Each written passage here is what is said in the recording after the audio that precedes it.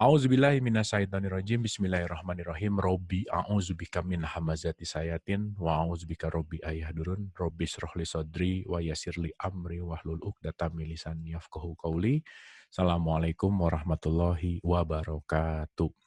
Salam sejahtera untuk kita semua, sahabat Dialog Positif yang alhamdulillah malam hari ini episode ke-67 ya, hari ini 67 episode dan alhamdulillah selamat datang bagi peserta yang baru hadir malam hari ini. Welcome to Dialog Positif Family gitu ya. Kita keluarga besar, alhamdulillah di pandemik ini jadi nambah banyak keluarga ternyata ya. Dan seneng banget yang baru ketemu lagi di sini, terus di sini itu wah semua jadi semuanya akhirnya nyambung. Jadi ternyata membuktikan bahwa small world gitu ya. Ternyata ini ketemu itu juga. Hatur nuhun yang sudah hadir dari jauh-jauh, Kang Ajat dari US. Wah, Kang Ajat, damang ya Kang Ajat ya. Ini sengaja tidur dulu supaya bisa bisa jam segini bisa ikut. Baik, Ibu dan Bapak yang dirahmati Allah, tanpa berpanjang lebar lagi, sekali lagi terima kasih atas kebersamaannya, sangat indah setiap malam kita berbagi energi positif. Langsung saja kita menyapa guru kita, Pak Syaiful Karim. Oke, Bapak boleh di-unmute dan videonya diaktifkan. Alhamdulillahirrabbilalamin. Mangga Pak Syaiful Karim, dipersilahkan. Bismillahirrahmanirrahim. Assalamualaikum warahmatullahi wabarakatuh. Waalaikumsalam warahmatullahi wabarakatuh. Segala puji milik Allah. Dialah sang kehadiran, kecerdasan semesta tanpa batas, yang tidak pernah berhenti berkarya dengan segala kreativitas dan kecerdasan untuk menunjukkan eksistensi dirinya. Karena seluruh penciptaan yang beliau lakukan cuma satu tujuan, karena beliau ingin dikenal. Dalam sebuah diskusi, beliau berfirman, "Aku adalah suatu perbendaharaan yang tersembunyi. Aku ingin agar aku ini dikenali. Maka aku ciptakan ciptaan, agar dengan ciptaan itu manusia dapat mengenali aku. Agar dengan ciptaan itu aku dikenal." Jadi sebetulnya tujuan penciptaan semesta ini karena beliau ingin dikenal. Itu sebabnya beruntung sekali para sahabat yang sudah memiliki kesadaran untuk mulai menginjakan kaki di jalan spiritual untuk memulai suatu proses pengenalan diri. Karena awal pencerahan sesungguhnya adalah mempertanyakan siapa diri kita. Mereka yang mempertanyakan siapa dirinya, maka jangan heran kalau di dalam perjalanan kehidupannya akan mulai dipertemukan dengan tangan-tangan Allah yang akan memberikan jawaban. Tangan itu bisa manusia, bisa juga peristiwa. Karena semua yang terjadi adalah kehadiran. Setelah mempertanyakan siapa dirinya, kemudian mulai dialiri jawaban-jawaban yang dibutuhkan untuk menjawab pertanyaannya, maka akan memasuki siklus yang kedua. Mulai mempertanyakan untuk apa ada di sini. Kesadaran yang semacam ini tidak dimiliki banyak orang, hanya dimiliki oleh orang-orang khusus. Oleh karena itu malam ini saya pun akan berbicara secara khusus kepada orang-orang khusus. Karena Nikola Tesla, seorang ahli fisika, mengatakan bahwa kalau kamu ingin mengetahui rahasia alam semesta, maka pandanglah segala sesuatu di alam semesta ini sebagai energi, sebagai vibrasi, dan sebagai frekuensi. Oleh karena itu jangan heran kalau ahli-ahli fisika kemudian bertransformasi menjadi ahli-ahli spiritual. Karena sesungguhnya semakin dalam seseorang mendalami kreasi fisik, maka juga dia akan memahami kreasi mental. Oleh karena itu jangan heran kalau fisika klasik zamannya Newton kemudian bertransformasi menjadi fisika kuantum zamannya Niels Bohr. Dari transformasi dari aspek materi menjadi aspek energi. Oleh karena itu jangan heran kalau malam ini kemudian saya berbicara menggunakan aliran energi karena kita sudah saatnya berbicara ini. Jadi ketika seseorang sudah mulai mempertanyakan siapa dirinya, lalu dia sudah bisa menemukan jawaban atas pertanyaan itu, maka siklus yang kedua, dia mulai mempertanyakan untuk apa ada di sini. Ketika dia mulai mempertanyakan untuk apa ada di sini, maka selanjutnya dia akan menyadari bahwa sesungguhnya dia ada di sini hanya untuk menjadi kepanjangan tangan Tuhan, untuk menjadi penyampai cinta kasih-Nya. Oleh karena itu, jangan heran kalau orang di level itu, ya, basic hidupnya adalah cinta kasih. Dan kalau sudah basic hidupnya cinta kasih, apalagi cinta kasihnya sudah murni, maka cinta kasih yang semacam itu tidak ada syarat. Jadi menyayangi itu tidak mesti dibatasi oleh keyakinan, tidak dibatasi oleh baju-baju agama. Menyayangi ya menyayangi saja.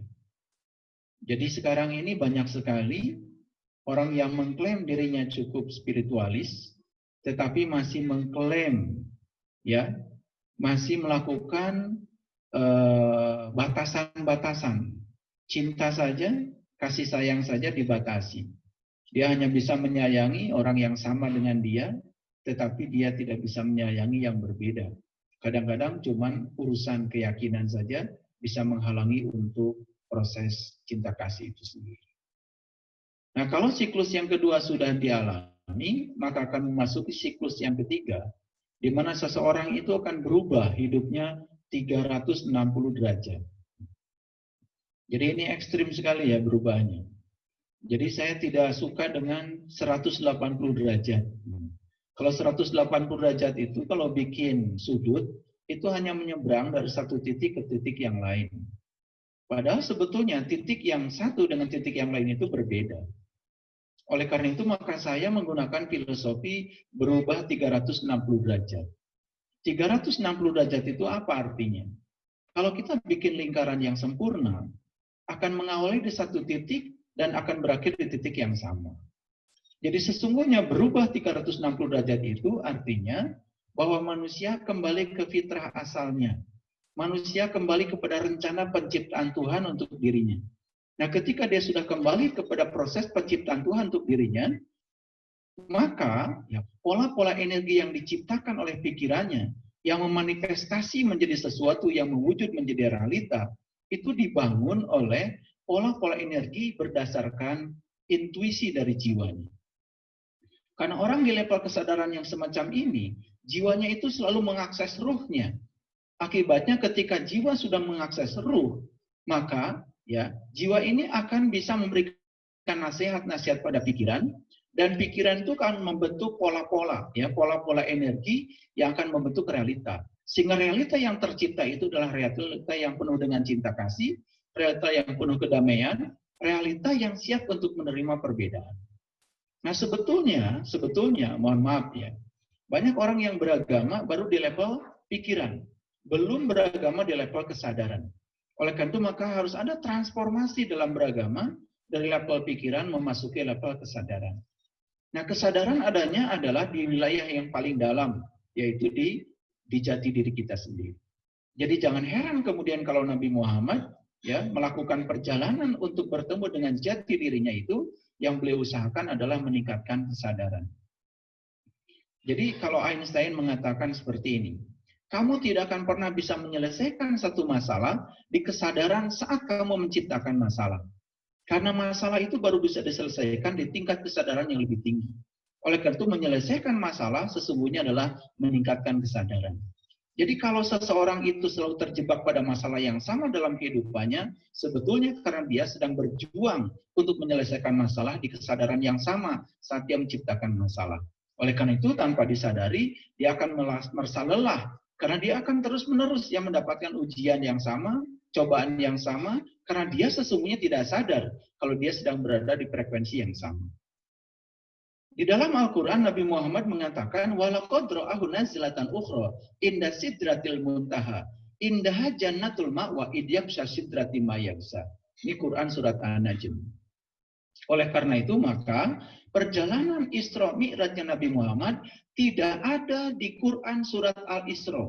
Sekali lagi, tidak ada di Quran surat Al-Isra. Quran surat Al-Isra hanya menceritakan proses Isra-nya saja. Tetapi Mi'rajnya itu adanya di Quran surat An-Najm.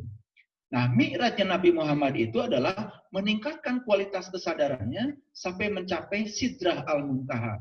Sidrah itu artinya sadar, Al-Muntaha artinya puncak. Jadi Sidrah Al-Muntaha adalah puncak kesadaran. Jadi siklus ya pencerahan itu dimulai dengan mempertanyakan siapa dirinya, kemudian mempertanyakan untuk apa aku ada di sini, dan selanjutnya ketika sudah mendapatkan dua jawaban atas pertanyaan itu secara sungguh-sungguh, maka dia akan mengalami siklus yang ketiga. Hidupnya akan berubah 360 derajat. Jadi kalau kita membuat suatu lingkaran, pasti berawal dari satu titik. Kemudian akan membuat lingkaran yang sempurna dengan cara mempertahankan jari-jari. Dan akhirnya kita akan berada di titik yang sama. Nah, di titik yang sama artinya itulah yang disebut dengan innalillahi wa inna ilaihi rajiun. Nah, pelajaran ini kemudian dalam agama Islam diajarkan secara nyata pada saat proses tawaf. Jadi tawaf itu kan walaupun Ka'bahnya itu berupa kotak, tetapi geometri yang kita buat ketika sedang mengelilingi Ka'bah itu tidak kotak, tetapi geometri yang dibuat adalah lingkaran. Dan lingkaran itu rumusnya 22/7, kali jari-jari, kali jari-jari. Itu sebetulnya filosofisnya sangat dalam. Itu sebetulnya adalah matematika ruh kalau bagi saya. Karena apa? Dua-dua itu sebetulnya lambang kesempurnaan. Makanya surat Al-Quran yang cerita tentang dua-dua itu surat Al-Hajj. Surat yang ke-22 itu surat Al-Hajj. Dan Al-Hajj itu cerita tentang perjalanan menuju ke Baitullah. Perjalanan menuju Baitullah untuk bertemu dengan sang pemilik rumah itu. Oleh karena itu, untuk menuju ya Baitullah yang sejati, rumah Tuhan yang sesungguhnya, maka kita sudah diberi jalan di dalam Quran.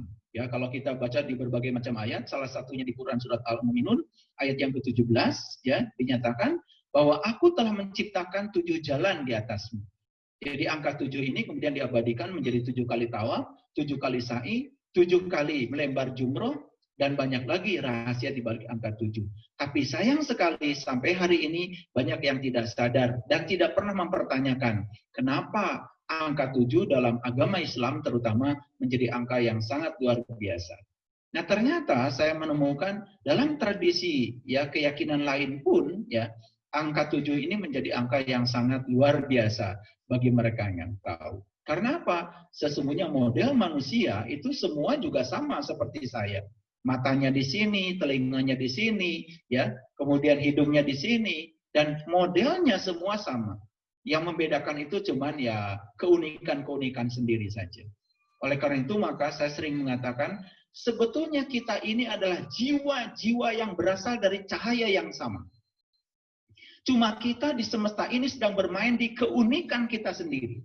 Di keunikan energi kita sendiri. Di keunikan frekuensi kita sendiri. Itu yang membedakan kita. Itu yang membedakan kesadaran kita satu dengan yang lain.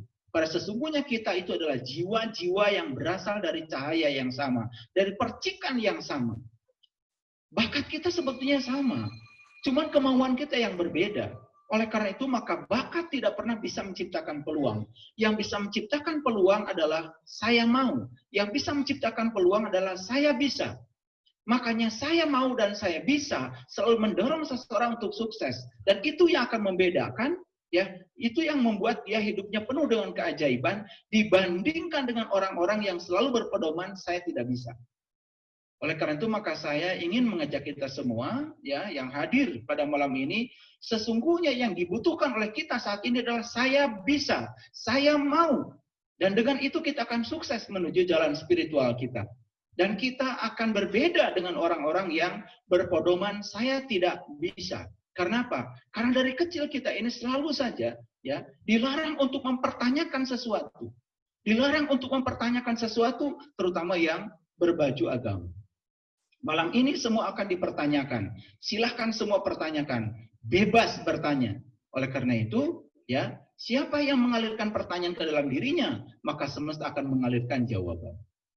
Nah, setelah memasuki siklus yang ketiga, di mana hidupnya sudah berubah 360 derajat, 360 derajat itu kembali ke asal, kembali ke fitrah, bahwa dia sebagai kepanjangan tangan Tuhan untuk menyampaikan cinta kasih Tuhan dalam kehidupannya, maka dia tidak merasa sebagai diri yang terpisah dari Tuhan. Oleh karena itu masuk siklus yang keempat.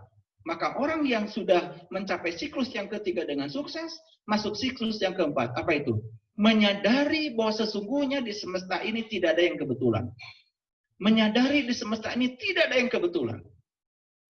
Ketika seseorang itu menyadari itu, maka konsep penerimaannya menjadi utuh. Ketika konsep penerimaan menjadi utuh, dia tidak pernah melakukan penolakan. Apapun yang terjadi dalam kehidupannya, sesulit apapun dia tidak pernah protes.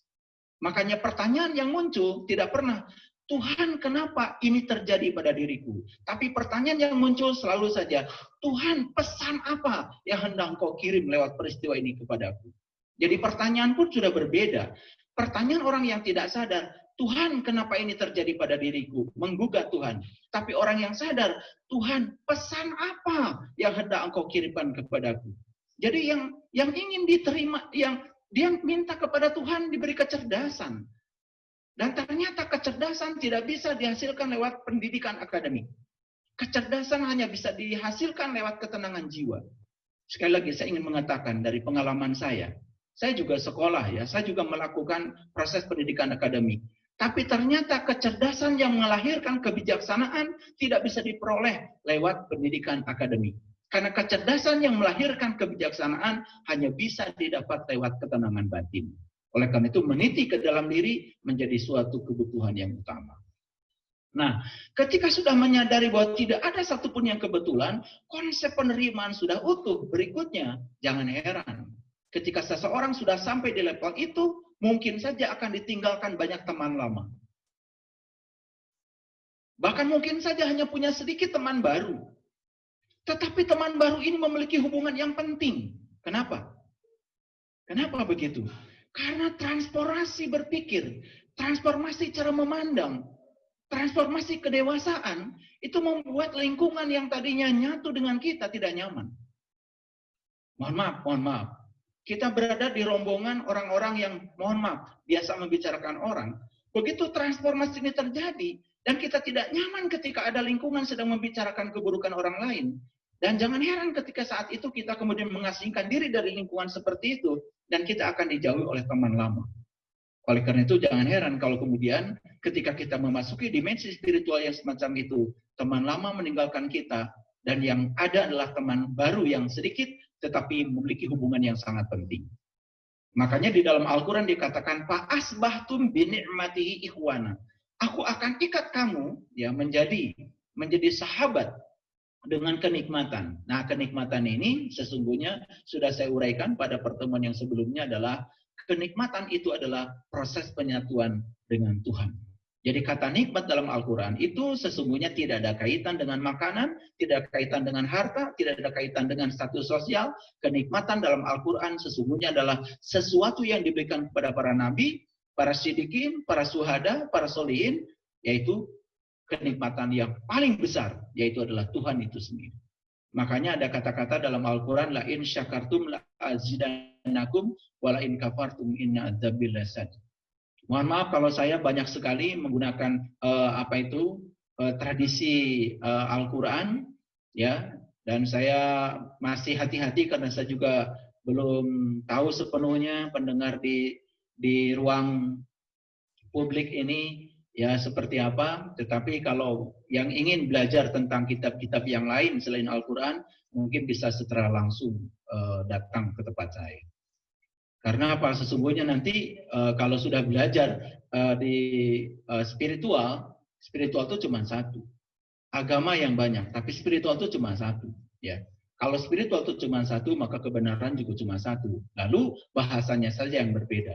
Sebetulnya semua kitab itu cerita hal yang sama, ya, cuman menggunakan bahasa yang berbeda. Karena receivernya aja yang berbeda, penangkapnya yang berbeda. Karena penangkapnya menggunakan bahasa yang berbeda, lalu apa yang ditangkap kemudian dikomunikasikan dalam bahasa yang berbeda, itu menjadi sesuatu yang harap dimaklumi. Ya. Tapi esensinya sama, esensinya adalah energi. Oleh karena itu ada seorang ahli fisika yang sangat terkenal, namanya itu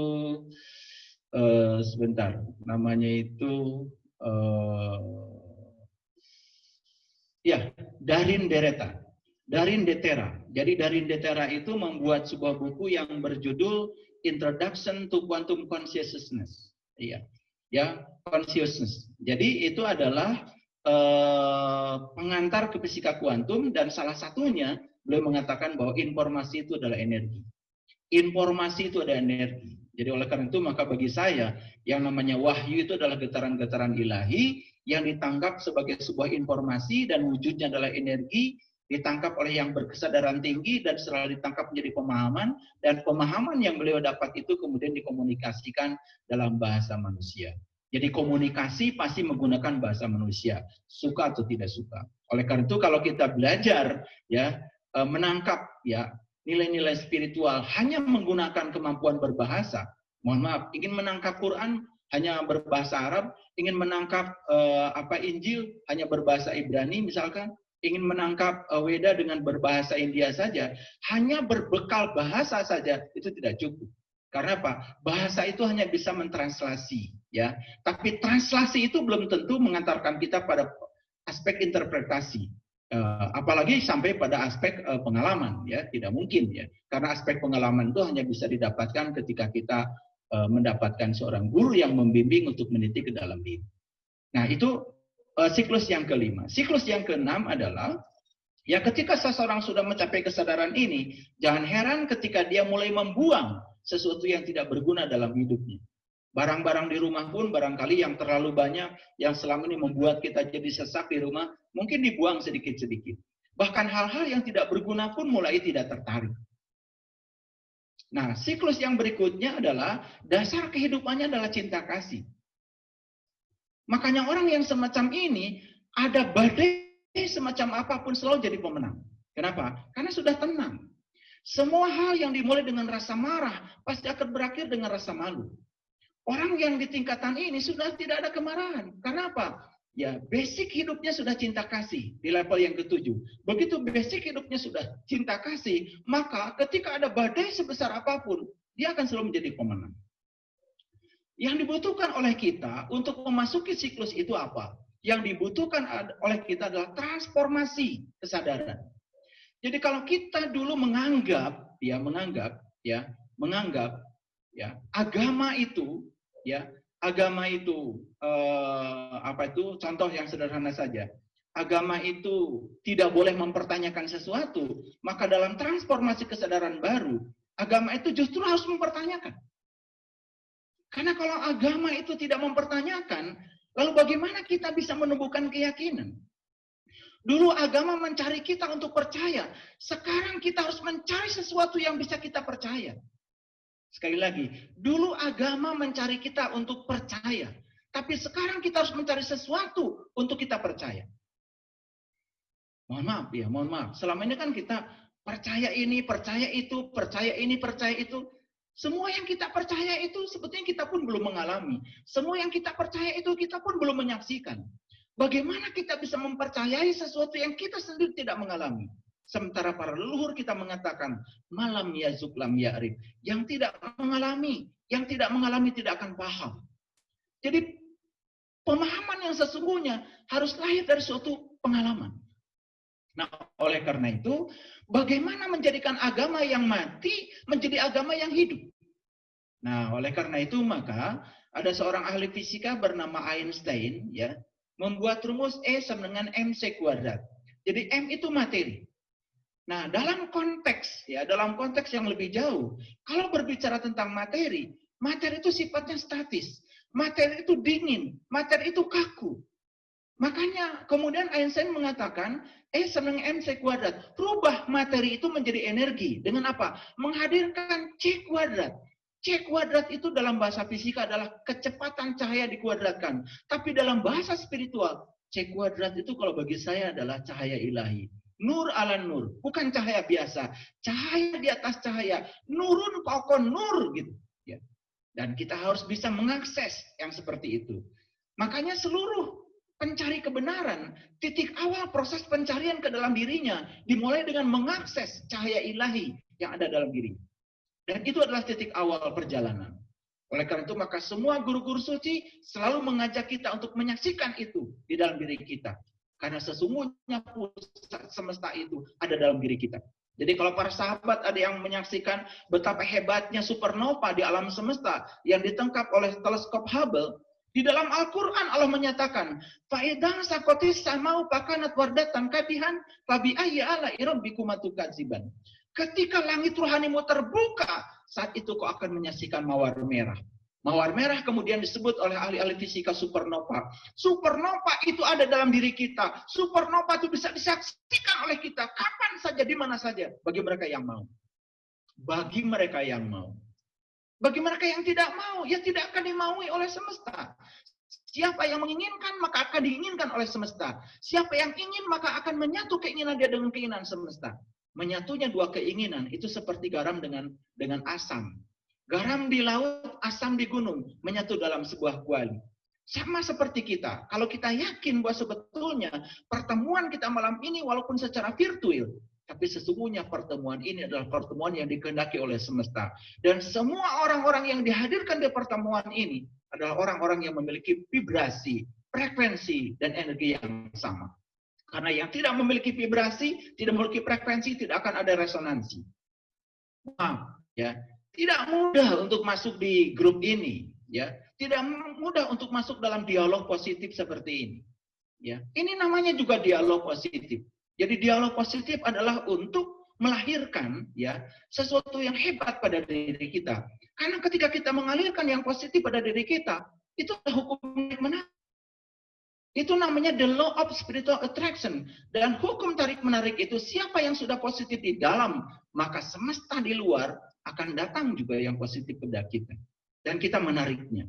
Dan siapa yang negatif di dalam, yang akan datang pada kita pun yang negatif. Mohon maaf, orang-orang yang negatif, yang pikirannya negatif, yang kata-katanya negatif, yang tindakannya negatif. Oleh karena itu, maka pola-pola energi yang diciptakan oleh otak kita, itu yang akan menarik. Oleh karena itu, jangan heran kalau kemudian, ya nanti suatu saat kalau di pendalaman malam ini ada yang bertanya tentang pola-pola energi yang dibentuk oleh otak kita, nanti saya akan jelaskan lebih lanjut. Ini supaya merangsang pemikiran kita semuanya. Nah, yang dibutuhkan sekarang adalah transformasi. Transformasi dari agama ke dalam spiritualitas. Apa itu spiritual? Spiritual itu sederhana dari dua kata, spirit dan ritual. Spirit itu jiwa, spirit itu ruh, spirit itu energi, spirit itu semangat. Ritual itu artinya adalah upacara. Bagaimana mengupacarakan jiwa? Bukan mengupacarakan pikiran. Oleh karena itu saya katakan tadi, kalau kita berbicara agama di level pikiran, yang keluar adalah pemisahan. Tapi kalau kita berbicara agama di level kesadaran, yang keluar adalah penyatuan. Jadi jangan heran kemudian kalau mohon maaf ya, di tingkat kesadaran yang rendah, agama itu terkadang sering menjadi sesuatu yang sangat sensitif dan berbahaya, dan itu bisa memecah belah. Jadi saya masih ingat ya, ketika Kiai Haji Ahmad Dahlan ya, ditanya oleh salah seorang muridnya, ya, ditanya itu apa itu sesungguhnya agama, ya. Kemudian beliau memainkan biola dengan cantiknya, dengan luar biasa ya, karena beliau punya keahlian memainkan biola, dan beliau hanya mengatakan seperti ini agama, ya. Jadi ketika dimainkan biola itu, yang keluar itu adalah seni, yang keluar itu keindahan, yang keluar itu kedamaian. Dan kemudian beliau balik bertanya justru kepada muridnya yang bertanya, apa itu agama? Dan saat beliau memainkan biola untuk menjawab pertanyaan itu apa itu agama, dan kemudian beliau yang balik bertanya, apakah kalian mendengar tadi bagaimana saya memainkan biola?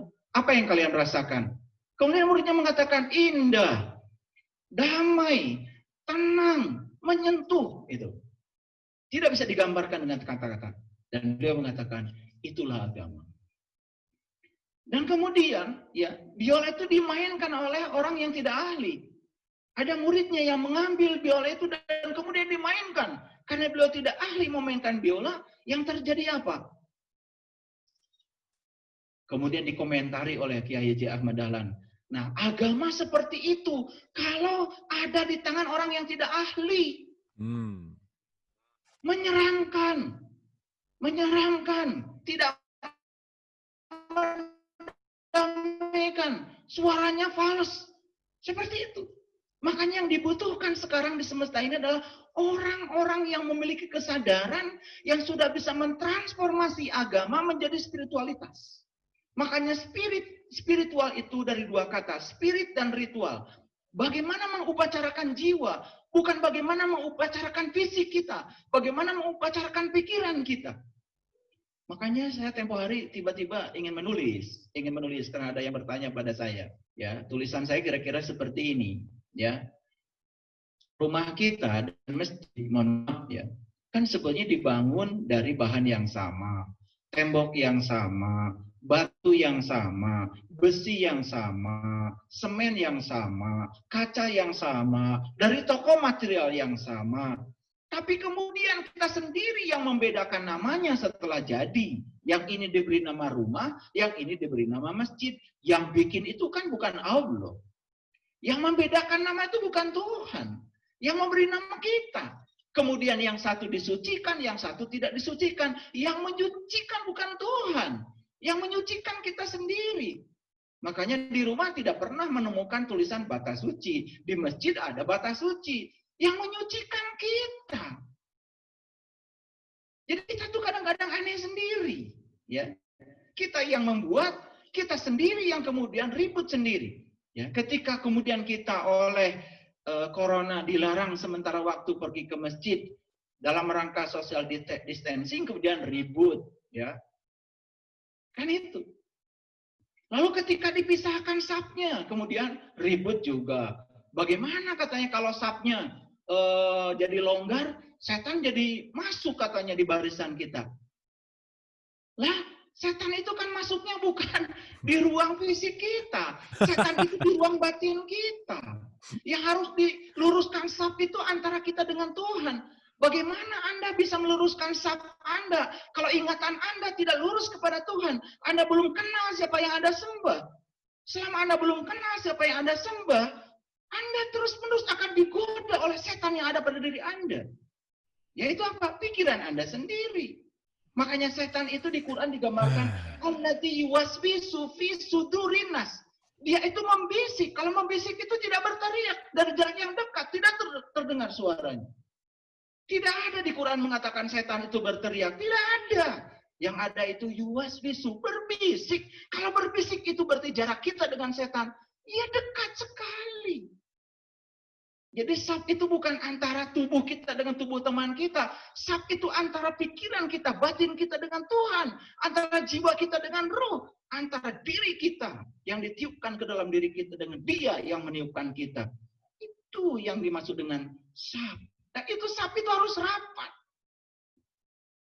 Dan sekarang ya, ketika digoda oleh corona, kemudian saf kita menjadi sangat renggang, jaraknya 1,5 sampai 1 meter. Terus apa yang kita lakukan?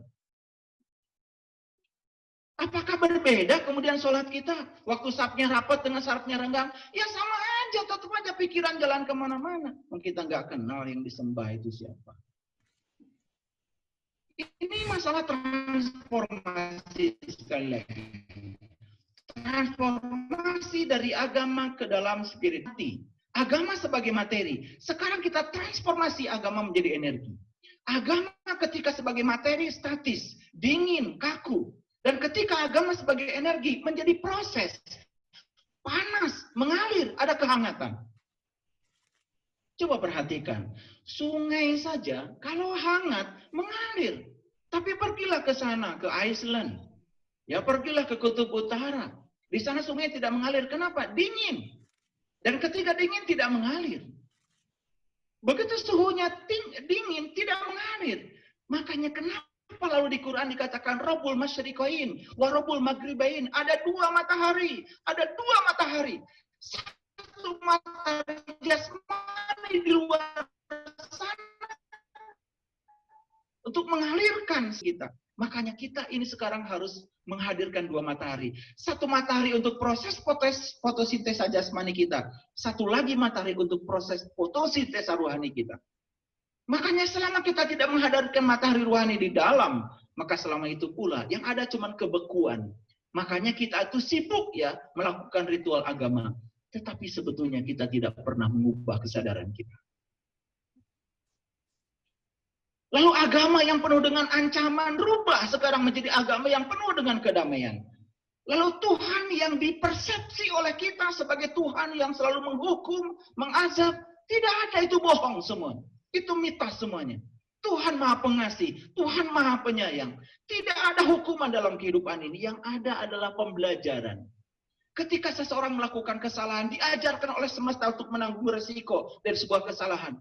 Dan ketika dia mengalami risiko dari sebuah kesalahan, dia akan bertransformasi. Gak enak ya berpikir seperti ini, gak enak ya bertindak seperti ini. Dan ternyata kesalahan yang dia dapatkan itu menjadi pengalaman hidup yang membuat dia berubah. Makanya jangan heran kalau kesalahan itu adalah ibunya kebaikan. Karena kadang-kadang ya yang melahirkan kebaikan itu adalah keburukan. Yang melahirkan kebenaran itu kesalahan. Makanya berhenti mempertentangkan kesalahan dengan dengan kebaikan, dengan kebenaran. Mempertentangkan keburukan dengan kebaikan. Karena semua itu bermitra. Mempertentangkan cahaya dengan kegelapan. Semua itu bermitra. Semuanya bermitra.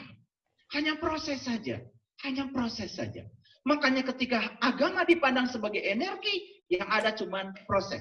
Ketika agama dipandang sebagai materi, yang ada cuma ritual-ritual mati. Dan kita pun tidak pernah mau mempertanyakan kenapa begitu. Akibatnya apa? Kita sudah lelah selama ini sujud. Ya, mohon maaf, cuma dapat item aja di sini. Orang malah jadi serem. Kata-kata kita tidak mendamaikan. Makanya mohon maaf ya, ada tempo hari yang WA saya secara pribadi, mohon maaf, mungkin malam ini mendengarkan, jadi saya kupas saja malam ini. Mohon maaf Pak Saiful, saya tidak mengucapkan Assalamualaikum. Saya menggunakan bahasa asli, bahasa Nusantara. Oke, saya juga tidak alergi dengan begitu. Saya senang gitu. Tetapi jangan kemudian kita membuat ego yang baru, karena punya bahasa Nusantara, tapi sebetulnya kita sendiri tidak mengerti. Assalamualaikum, rahayu, salam, salom. Intinya apa?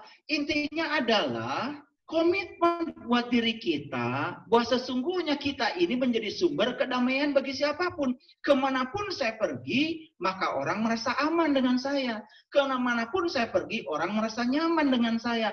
Kemanapun saya pergi, orang merasa tentram dengan saya. Kemanapun saya pergi, orang merasa berkecukupan ketemu dengan saya. Kemanapun saya pergi, orang merasa sejahtera bertemu dengan saya. Jadi pada intinya sebetulnya, kata-kata itu nanti kita lupakan semua. Dilupakan semua, yang ada tuh energi lagi. Kehadiran kita ditunggu oleh banyak orang. Kepergian kita disesali banyak orang. Itu walaupun tidak mengucapkan salam, salam kebajikan, walaupun kata-kata itu tidak ada, tapi energi sudah memancar dari diri kita. Itulah Assalamualaikum, itulah rahayu. Bukan sekedar klaim bahasa lagi.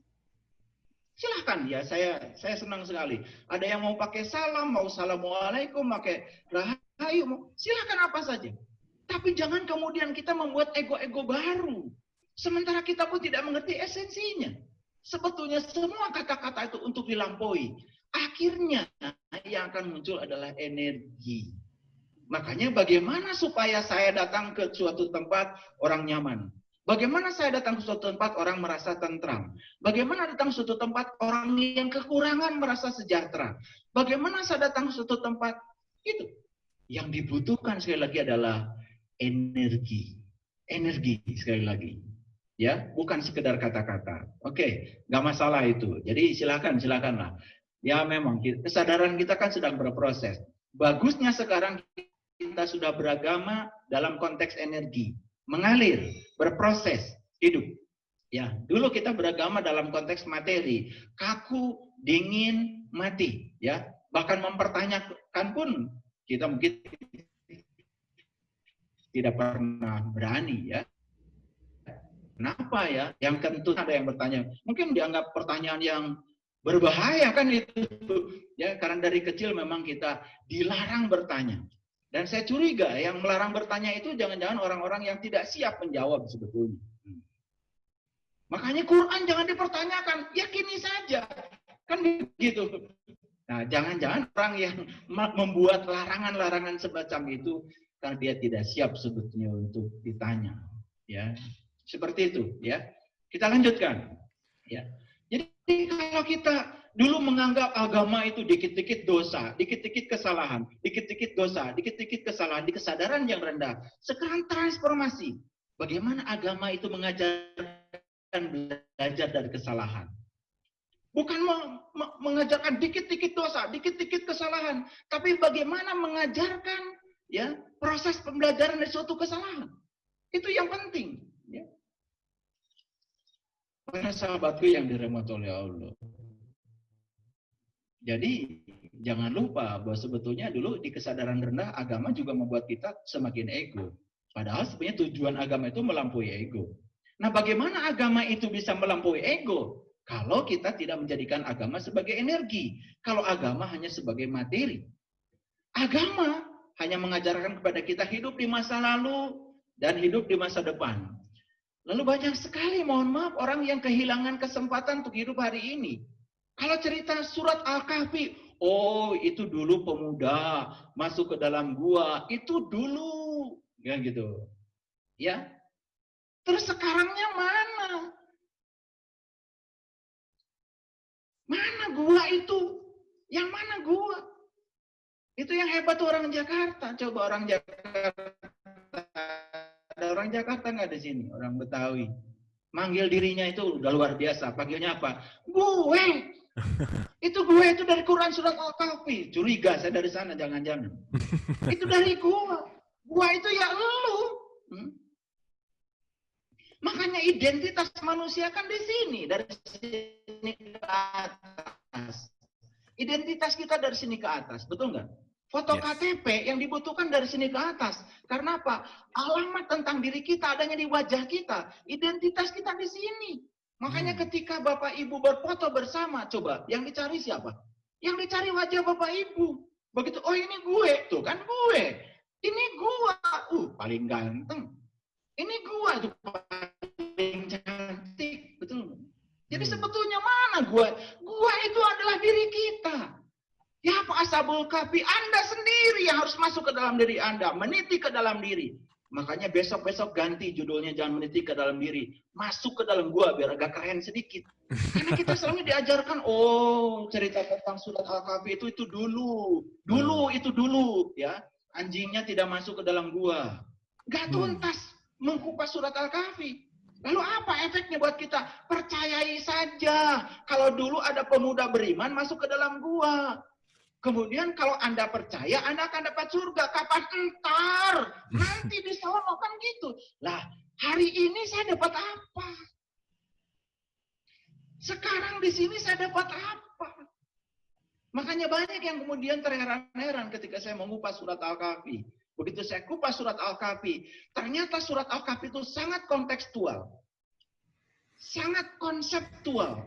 Di sini, saat ini, sekarang. Guanya ada di sini, pintunya kelihatan oleh kita. Ashabul Kahfinya pun sekarang adalah kita-kita sendiri. Jadi kalau ingin jadi orang yang beriman, masuk ke dalam gua, meniti ke dalam diri. Itulah Ashabul Kahfi. Disitulah pentingnya seorang guru yang bisa membimbing kita untuk meniti ke dalam diri. Inilah sebenarnya yang dibutuhkan oleh kita? Sekali lagi yang dibutuhkan oleh kita adalah proses transformasi kesadaran. Dulu kita memandang agama seperti ini, sekarang kita memandang agama seperti ini. Mohon maaf ya. Mohon dibukakan Kang Abu, Ya. Quran surat Hud ya, surat Hud ya, surat yang ke-11 ya. Ayat 106. Oh, oke. 106. Bangga. Ayat 106. Surat 11 ayat 106. Ya, surat Hud ayat 106. Ya. Oke. Ya. Silakan dibacakan. Auzubillahi minasyaitonirrajim. Bismillahirrahmanirrahim. Adapun orang-orang yang celaka, fa'ammalazina, di sini ada kata-kata syaku fa finna rilahum fiha zafirun wasyahik. Adapun orang-orang yang celaka, maka tempatnya di dalam neraka. Dan di dalamnya mereka mengeluarkan dan menarik nafas dengan merintih. Oke, baik ya. Jadi itu ayat sangat keren kalau bagi saya. Bagi yang sadar itu ayat keren sekali, tapi bagi yang tidak sadar ya nggak keren-keren. Jadi di situ dikatakan fa'amal ladzina syaku fa finnar lahum fiha zafirun wasahikun. Adapun orang-orang yang celaka, maka tempatnya adalah dalam neraka. Di dalam neraka itu mereka menarik dan mengeluarkan nafas. Oke, tolong jawab pertanyaan saya. Nggak usah jauh-jauh belajarnya. Hadir di sini saat ini sekarang. Hadir di sini saat ini sekarang. Karena selama ini kalau berbicara neraka itu entar katanya di sana. Ya, sampai kita hari ini tidak pernah melihat itu neraka. Padahal sedekat itu neraka. Perhatikan saya. Sesungguhnya ya, adapun orang-orang yang celaka tempatnya di dalam neraka. Di dalam neraka itu mereka mengeluarkan dan menarik nafas. Saya tanya para hadirin sekalian yang hadir malam ini. Di mana Bapak Ibu sekarang tinggal? Di sini bukan? Ya. Betul? Di sini bukan? Ya. Coba tangannya kesinikan. Tangannya kesinikan ke hidung. Rasakan. Ada masuk nggak udara dingin? Ada yang keluar nggak udara hangat? Coba, ada udara dingin masuk, udara hangat keluar, ada nggak? Ada nggak? Ya. Terasa? Terasa? Jadi sebetulnya kapan kita itu memasukkan dan mengeluarkan napas? Kapan? Sekarang. Bukannya sekarang. Di sini, saat ini, masih hidup. Jadi Quran mengatakan neraka itu tempat di mana kamu masih bernapas. Ayo, tunjuk mana neraka kalau begitu menurut ayat ini. Ayat ini mengatakan neraka itu tempat di mana kamu masih menarik dan mengeluarkan napas. Jadi kalau begitu mana neraka? Nih neraka. Nih neraka. Neraka. Oke, lanjutkan. Silakan, Bu. Ayat 107. Oke, 107-nya ya. Sebentar. Wah, seru nih ya. Betul ya. Waduh, keren. 107. Mereka kekal di dalamnya selama ada langit dan bumi, kecuali jika Tuhanmu menghendaki. Terus? Sesungguhnya Tuhanmu maha pelaksana terhadap apa yang Dia kehendaki. Jadi ayat 107 mengatakan, langit dan bumi pun masih ada. Jadi neraka itu tadi adalah tempat di mana kamu masih mengeluarkan dan menarik napas. Bahkan langit dan bumi pun masih ada. Kan selama ini kita diajarkan katanya neraka itu nanti setelah langit dan bumi dihancurkan. Kan begitu. Baru ada neraka. Kan itu. Itu masih tender. Neraka itu sudah ada. Ketika langit dan bumi sudah ada. Sekarang lanjutkan ayat 108-nya. Oke, 108-nya. Masih tender ya, Pak ya? Itu keren. Oke. Adapun orang-orang yang berbahagia, wa amalazina su'id, happy. Ke tempatnya di dalam surga. Mereka kekal di dalamnya selama ada langit dan bumi, kecuali jika Tuhanmu menghendaki sebagai karunia yang tiada putus-putusnya. Jadi ayat 106, 107, 108 cerita apa? Cerita bahwa sesungguhnya surga dan neraka itu sudah ada sekarang. Di tempat di mana kamu menarik dan mengeluarkan napas. Langit dan bumi pun masih ada, berdiri. Jadi kalau begitu, surga dan neraka itu adalah di sini. Kapan ini jadi neraka? Kalau kesadaran kita rendah. Kapan ini jadi surga? Kalau kesadaran kita tinggi. Makanya orang yang kesadarannya tinggi, tubuh ini menjadi surga. Itu saja, sesederhana itu sebetulnya. Nah, cuman kita kan karena tidak mempertanyakan, lalu kita pun tidak mengerti. Lalu muncullah orang-orang yang mengajarkan itu ini, kan dikit-dikit kalau kita melakukan kesalahan, masuk neraka. Kalau kita melakukan kebaikan, masuk surga. Terus saja seperti itu. Jadi agama itu kalau enggak dulu, ya entar. Ya. Lalu hari ini kita dapat apa? Nah, saya akan menarik semua sahabat untuk hadir di sini saat ini sekarang. Barangkali itu dulu, Kang Abu, pendalaman dari saya. Silakan kita akan lanjutkan dengan dialog yang lebih seru lagi. Terima kasih. Oke, luar biasa. Boleh tepuk tangan dulu Ibu dan Bapak. Wow, mind blowing ya. Udah deh pokoknya. nggak ada satu kata pun yang bisa terlewatkan gitu, luar biasa. Atur nuhun ayah guru. Wow, the best ya. Luar biasa. Tadi siapa dirinya, untuk apa, sehingga ada perubahan ekstrim 360 derajat. Menyadari tidak ada yang kebetulan. Ditinggalkan teman lama. Ini pasti 400 orang yang di sini semuanya udah ditinggalin teman-teman lamanya ya, udah kelihatan dari wajah-wajahnya. Soalnya salah satunya adalah bertemu dengan frekuensi yang sama gitu ya. Itu ciri-ciri tadi ada beberapa tingkatan gitu. Maka barang-barang yang sudah lama mungkin udah nggak penting dibuang gitu ya. Dan dasar kehidupannya hanya penuh dengan cinta kasih. Luar biasa. Setuju sekali, dan memang begitulah seharusnya, bahwa transformasi itu sudah mulai terjadi gitu ya. Jadi ketika tadi ada berbicara antara agama dan spiritual, ada 5.000 agama di dunia ini, tapi spiritual itu tetap hanya satu. 7,8 miliar manusia di semesta ini hidup, berarti ada 7,8 miliar juga untuk cara kembali kepada Tuhannya. Nah, so once kita menyadari bahwa perbedaan tadi adalah datang dari cinta kasih, dan yang keren tadi yang saya ambil bahwa kesalahan adalah ibunya kebaikan. Nah, itu baru nih dengar hari ini gitu ya. Bahwa kita tidak bisa melihat ini salah ini benar karena pada dasarnya adalah dualitas atau dikotomis itu masih pada level yang rendah. So, pada level yang sudah benar-benar menyatu, tunggal, manunggal, itu semuanya hanyalah keniscayaan. Luar biasa Ayah Guru Pak Saiful Karim. Boleh tepuk tangan Ibu dan Bapak. Malam hari ini tadi juga komen-komen, ini kalau ceramah agama gini beres nih katanya semua ya, luar biasa. Oke, Ibu dan Bapak yang dirahmati oleh Allah, sahabat Dialog Positif, tiba saatnya kita diskusi gitu, tiba saatnya kita sekarang untuk seperti biasa, raise hand, boleh langsung untuk bertanya atau melalui chat juga boleh, karena saya rasa Oke, ini ada satu pertanyaan yang udah mulai muncul gitu ya. Silakan boleh raise hand langsung kalau mau berbicara langsung sama Pak Syaiful Karim atau melalui chatting. Oke. Chattingnya ada di sebelah kanan. Jadi kalau saya lihat kanan jangan dianggap lihat jam gitu ya. Ini ada monitor di sini. Bagaimana kalau orang yang melakukan kejahatan di dunia tetapi dia tidak menyadari kalau perbuatannya jahat? Berasa benar melakukan dan batin atau jiwanya tidak dan batin dan jiwanya merasa benar melakukan, oke.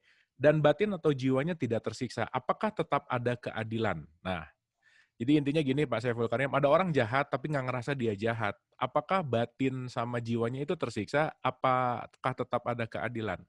Mangga Pak Saiful Karim, ini pertanyaannya oke ini, silakan. Ketika seseorang itu melakukan suatu, ya saya bolehlah, itu kan sebutan judul dari kita, sesuatu kejahatan. Itu judul dari kita ya sebetulnya. Tapi kan sebetulnya seseorang melakukan tindakan itu akibat dari ketidaksadaran. Nah, kemudian apa orang itu tidak merasa berbuat kejahatan karena dia tidak ya batinnya itu sama sekali tidak terganggu gitu walaupun dia melakukan kejahatan. Inilah yang di dalam bahasa Quran yang dikatakan khatamallahu ala qulubihim wa ala sam'ihim wa ala absharihim ghishawatu wa lahum adabun. Jadi inilah orang yang apa ya, sudah keras membantu ya. Jadi ini frekuensinya sudah sangat kaku ya. Ini sudah masuk ke aspek materi. Dia sudah masuk menjadi materi ya. Sudah dingin, sudah tidak ada kehangatan.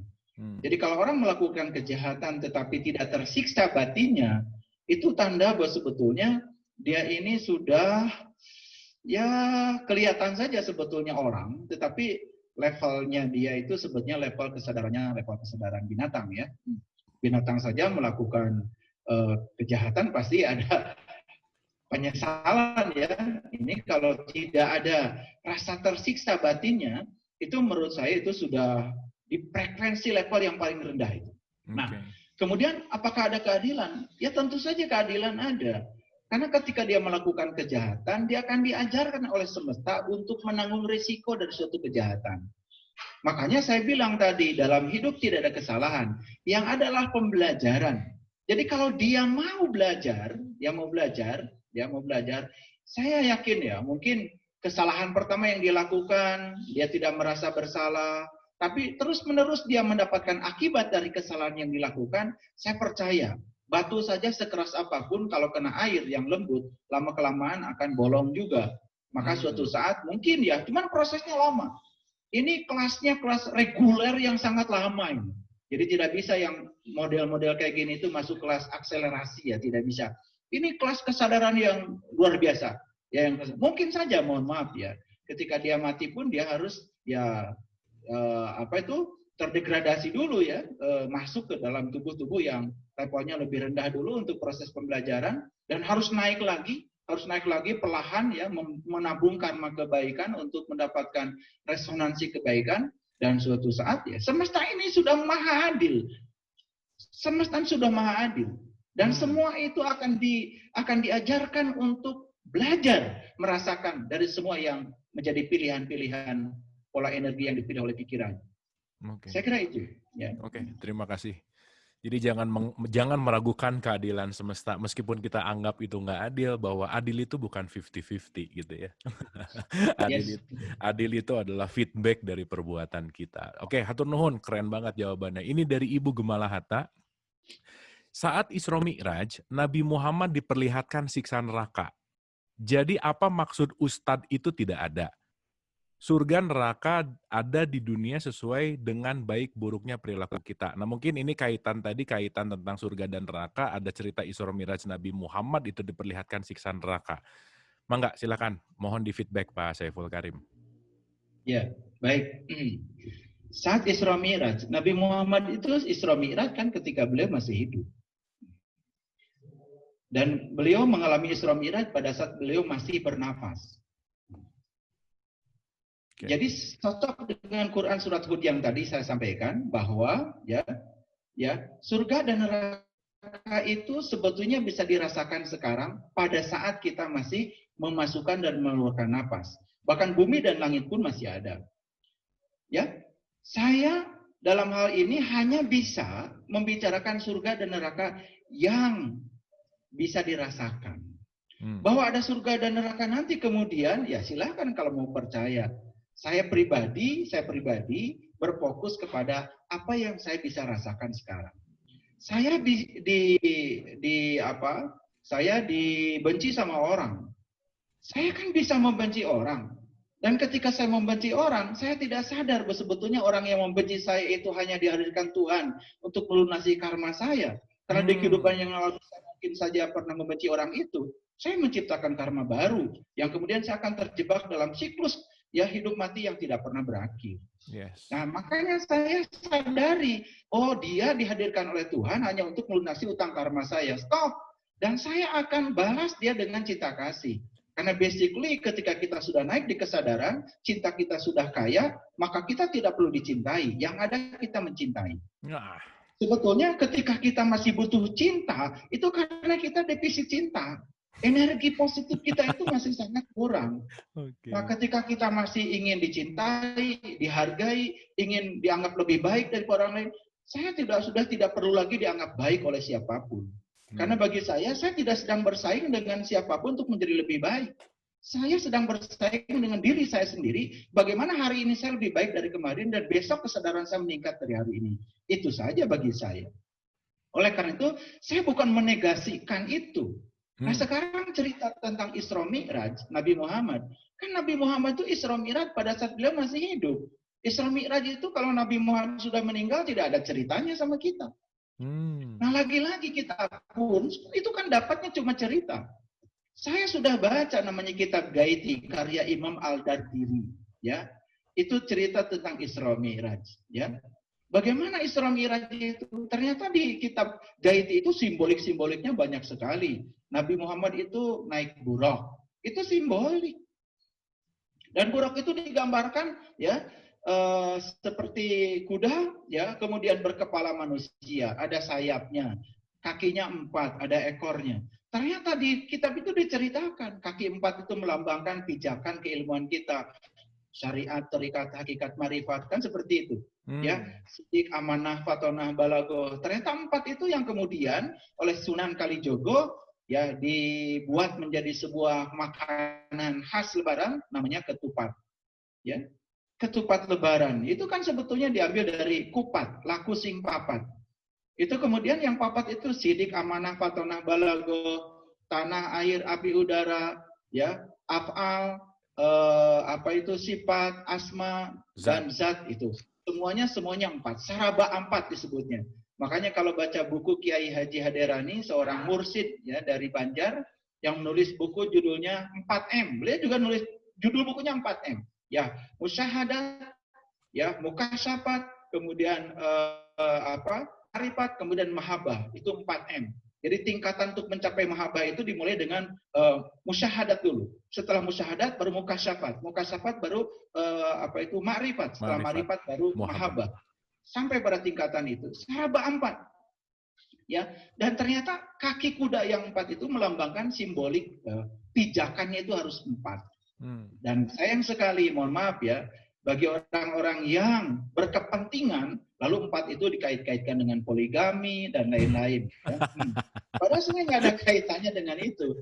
Cuman ya karena pikirannya sudah begitu, makanya seperti kata orang bijak, kemana pikiran kita dipusatkan, maka ke situ energi mengalir. Makanya hati-hati memusatkan pikiran. Jangan sampai energi kita mengalir ke sana. Kalau mengalir ke sana ya sudah, kita akan terus ya mencari pembenaran-pembenaran untuk menghalalkan hawa nafsu kita sendiri. Padahal sebenarnya tidak seperti itu. Lalu ada sayapnya.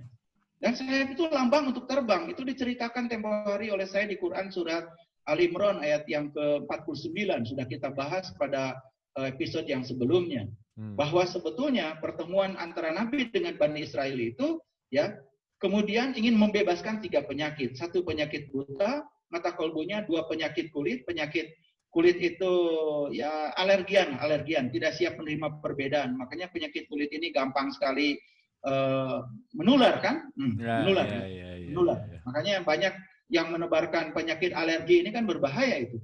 Menebarkan kebencian atas nama agama dan Tuhan itu penyakit kulit itu. Dan itu harus disembuhkan. Yang ketiga adalah penyakit kesadaran yang mati. Yang tadi itu, agama itu dipandang sebagai ritual saja, tetapi tidak dipandang sebagai spiritual. Spiritnya hilang. Ya, spiritnya hilang, tidak ada spiritnya, hanya ritual saja. Nah, cerita tentang Isra Mi'raj ini kan yang kita terima juga cuma cerita. Betul nggak? Dan kita pun tidak pernah ya mempertanyakan seperti apa sih Isra Mi'raj itu. Di Quran seperti apa? Makanya setiap peringatan Isra Mi'raj yang dibahas selalu Quran surat Al-Isra yang pertama. Setelah itu selesai, sisanya nggak dibahas. Padahal sisanya itu cerita Bani Israel. Cerita perjalanan seseorang yang sedang berjalan menuju Tuhan. Siapa? Ya siapa saja yang mau. Karena setiap kita berkepentingan untuk hidup selamat. Nabi Muhammad itu menjadi contoh teladan. Lalu apa yang disaksikan oleh Nabi Muhammad tadi itu? Apakah neraka yang dimaksud itu seperti yang digambarkan banyak orang? Jangan-jangan Nabi sedang berbicara seperti Quran surat Al-Hud. Neraka itu sekarang bisa kalian saksikan dan dirasakan, kan gitu. Iya. Jadi neraka dan surga itu kita bisa rasakan sekarang. Coba mohon maaf untuk yang bertanya tadi. Ketika kita misalkan ditipu orang lah, contoh lah, ditipu orang, ya. Kita kan hanya melihat orang itu menipu kita. Kita tidak pernah introspeksi. Uang yang ditipu itu uang dari mana yang punya kita? Betul. Iya. Kan kita akan terus aja memikirkan uang yang ditipu itu. Padahal yang kita miliki jauh lebih banyak. Karena kita berfokus ke situ tadi, mengalihkan pikiran ke situ, energi kita mengalir ke situ. Seakan-akan kita kehilangan segalanya, seakan-akan kita kiamat. Bukankah kita sedang menyiksa diri kita sendiri? Tapi coba dengan kecerdasan, dengan kesadaran. Oh, jangan-jangan saya di kehidupan yang lalu mungkin saya pernah menipu orang. Dan sekarang saya sedang dilunasi oleh Tuhan. Ya udah, itu nggak saya pikirkan. Karena apa? Rezeki yang diberikan Allah kepada saya jauh daripada yang diambil oleh orang itu. Kita belajar menghibur diri kita sendiri dan menciptakan kedamaian dan ketenangan, bukankah itu surga?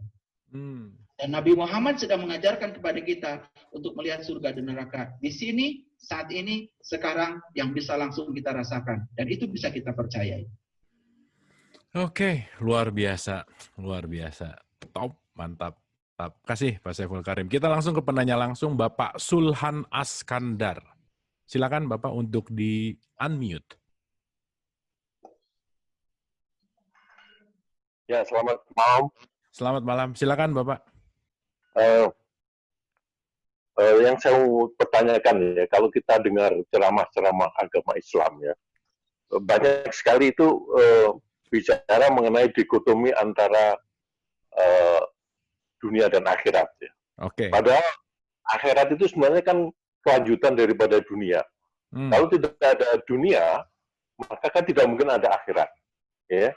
Dan kadang-kadang itu seringkali dikatakan bahwa akhirat itu segala-galanya gitu. Ya.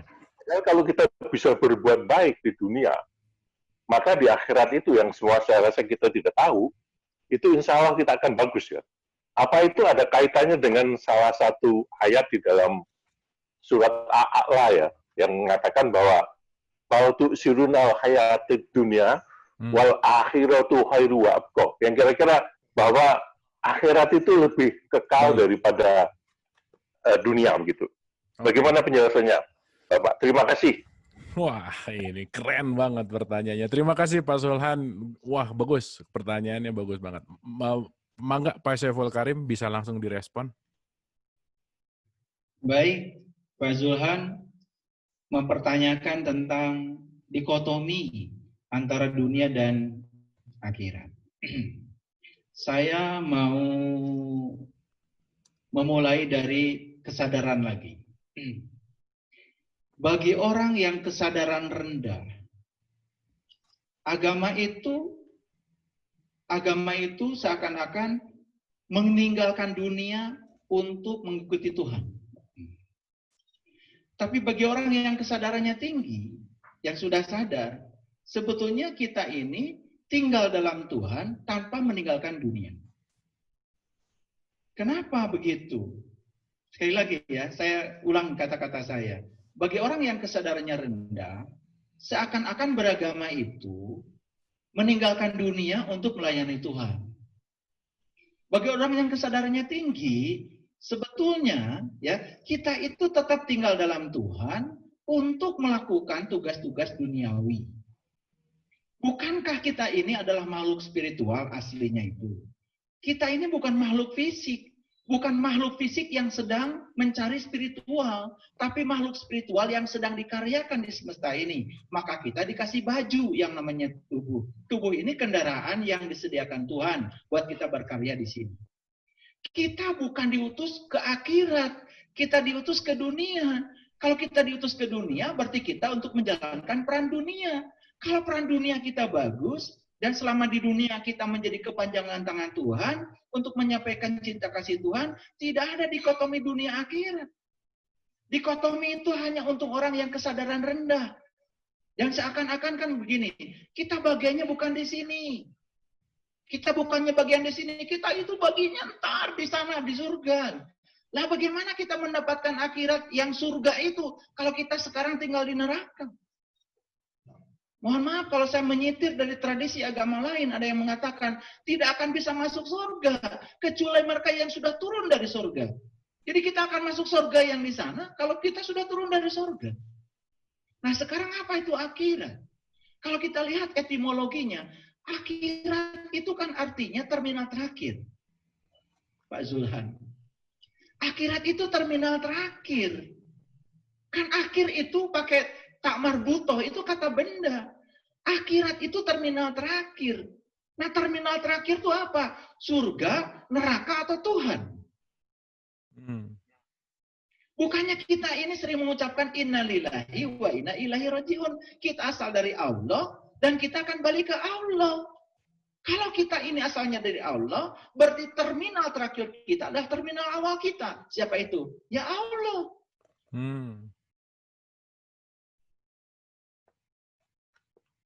Okay. Ini apa? Akhirat itu sesungguhnya adalah Allah. Nah, oleh karena itu maka kita ini diutus oleh Allah ke semesta ini untuk menjalankan tugas-tugas Allah di semesta ini, menjadi kepanjangan tangannya untuk menyampaikan cinta kasihnya. Maka di Islam, apapun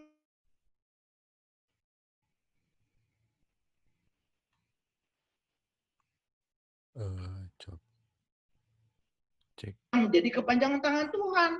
Peran Anda di dunia apa? Jadi tentara, itu adalah bismillah. Jadi polisi, ya bismillah. Selama Anda sadar, kalau Anda sedang menjadi kepanjangan tangan Tuhan. Coba lucu sekali kalau misalkan pegawai bank, jam 9 bank baru buka, antrian di bank begitu banyak, ternyata pegawai banknya tidak ada karena sedang sholat duha. Itu soleh apa salah? Kemudian ditinggalkan semua orang sedang antri, perlu layanan perbankan. Dan kemudian orangnya sholat duha. Sholat duhanya sampai jam 12. Soleh apa salah? Menurut saya, dia nggak ngerti. Kalau jadi pegawai bank itu peran Tuhan buat dia di semesta ini. Itu bukan urusan dunia. Okay. Itu urusan akhirat. Itu urusan Tuhan. Tergantung niat Anda. Makanya Nabi Muhammad mengajarkan kepada kita, innamal amalu biniat. Ya terserah niat Anda. Makanya kalau orang berkesadaran tinggi, gak ada dunia akhirat. Semua itu untuk Tuhan, atas nama Tuhan. Inna sholati wa nusuki wa mahyaya wa matillahi rabbil alamin la syarikalah wa bidzalika umirtu. Wa bidzalika umirtu. Aku tidak akan pernah menolak perintahmu karena saya menjadi dosen, saya menjadi guru, saya menjadi pedagang, saya menjadi apa saja di semesta ini karena saya sedang dipakai oleh Dia untuk menyampaikan cinta kasih Dia. Kalau itu yang dipakai, gak ada lagi dikotomi. Insya Allah doanya yang Robbana atina fidunya hasanah wa fil akhirati hasanah wa qina azabannar. Makanya coba Bapak perhatikan, itu doa dibaca kapan? Kalau kita sudah melintasi rukun Yamani. Yaman itu apa? Yaman itu artinya kanan. Kalau kita sudah belok kanan, makanya jalan menuju Tuhan itu sebetulnya sederhana. Belok kanan lurus saja. Udah itu. Dunianya hasanah, akhiratnya hasanah. Sampai di Hajar Aswad, di titik asal kita berangkat. Innalillahi wa inna ilaihi rajiun. Itu. Makanya saya ingin mengajarkan pada anak muda yang hadir di tempat ini malam ini. Ya, Anda sekolah yang benar. Tempuh pendidikan setinggi mungkin. S1, S2, tempuh semuanya. Anda ahli fisika, Anda ahli kimia, Anda jadi teknokrat, Anda jadi ahli IT. Itu bukan dunia itu, bukan. Itu peran Tuhan untuk Anda di semesta ini. Oke. Luar biasa. Termasuk pesulap nggak, Pak? Ya, pesulap itu peran Tuhan. Menghibur. Yang membuat orang bersuka cita. Oke. Atur nuhun Pak Saiful Karim. Nah, mudah-mudahan ingin sedikit memberikan tambahan ya, mohon maaf. Coba dibuka Quran surat Luqman ya, ayat 33. 3133. Oke, Pak. 3133. Luqman ayat 33. Oke. Siap. 3133 Luqman. Yes, silakan. Ini masih untuk Pak Zulhan ya. Oke. A'udzubillahi minasyaitonirrajim. Bismillahirrahmanirrahim. Surat Luqman, surat 31 ayat 33. Hai manusia, bertakwalah kepada Tuhanmu dan takutilah suatu hari yang pada hari itu seorang bapak tidak dapat menolong anaknya. Dan seorang anak tidak dapat pula menolong bapaknya sedikitpun. Sesungguhnya, janji Allah adalah benar. Maka janganlah sekali-kali kehidupan dunia memperdayakan kamu, dan jangan pula penipu setan memperdayakan kamu dalam mentaati Allah. Yes. Ini ada peringatan ya. Janganlah kamu diperdaya oleh dunia. Dan janganlah kamu diperdaya oleh si penipu. Dalam kurung ya di sini adalah setan. Dalam menuju Tuhan. Jadi mohon maaf.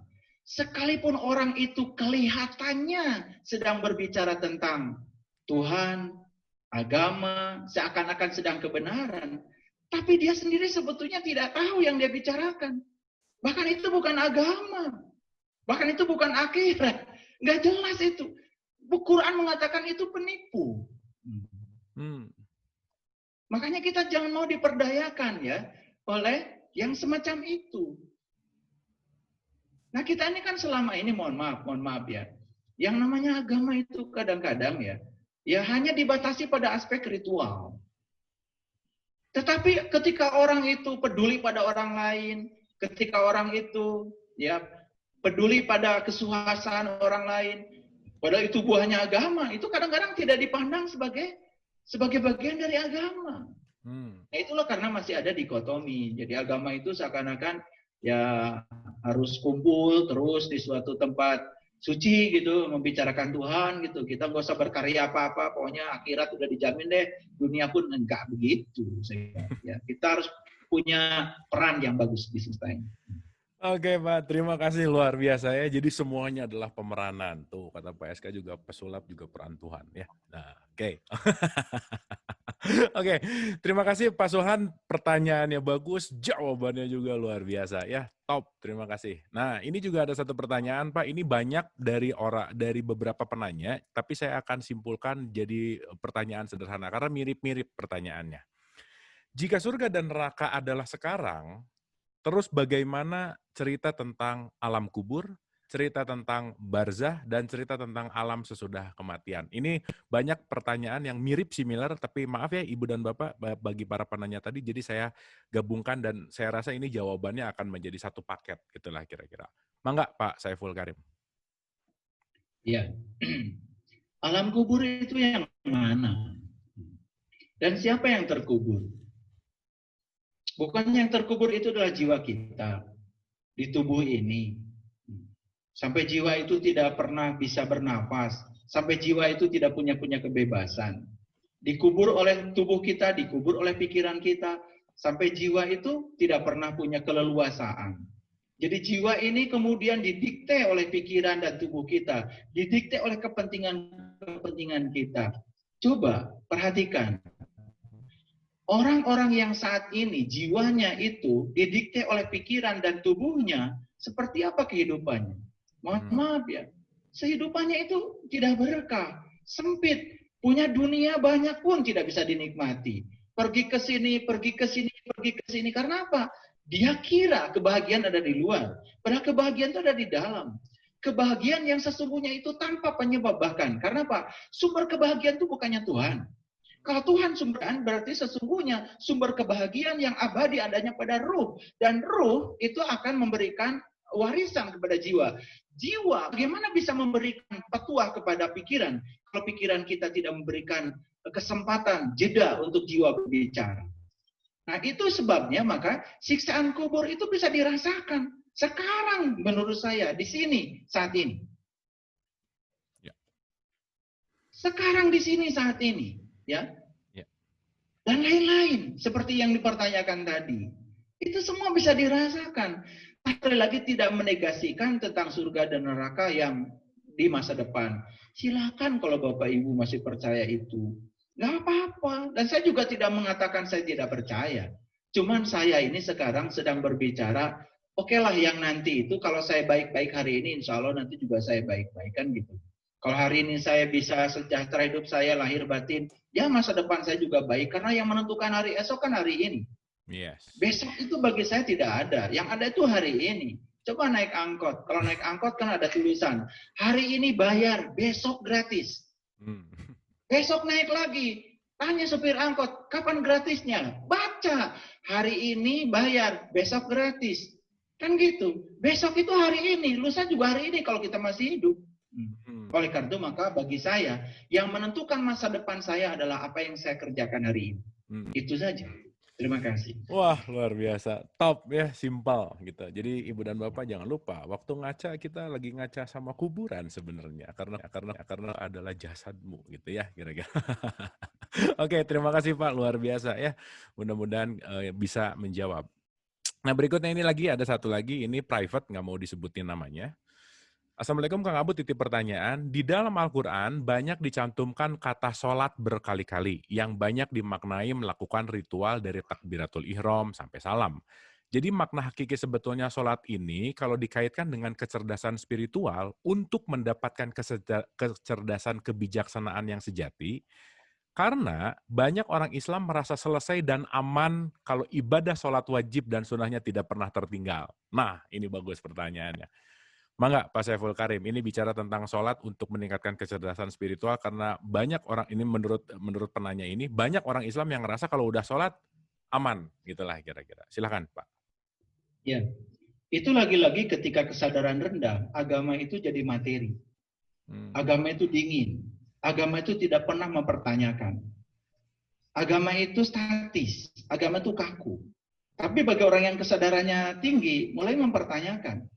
Jadi sebetulnya yang disebut tadi orang-orang yang merasa sudah selesai karena sudah melakukan segalanya, ya, terutama yang tadi itu, yaitu sebetulnya karena kesadarannya rendah.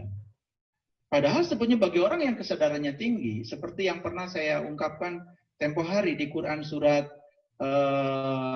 Al-Kahfi itu. Ya, mohon diulang lagi Kang Marlon, surat Al-Kahfi. Siap. Yang ayat berapa? 103, Al-Kahfi ayat 103, 104. 105 dibacakan agak cepat saja. Oke. Ini untuk menjawab pertanyaan tadi. Oke. Auzubillahi minasyaitonirrajim. Bismillahirrahmanirrahim. Katakanlah, apakah akan kami beritahukan kepadamu tentang orang-orang yang paling merugi perbuatannya? Paling rugi ini. Oke.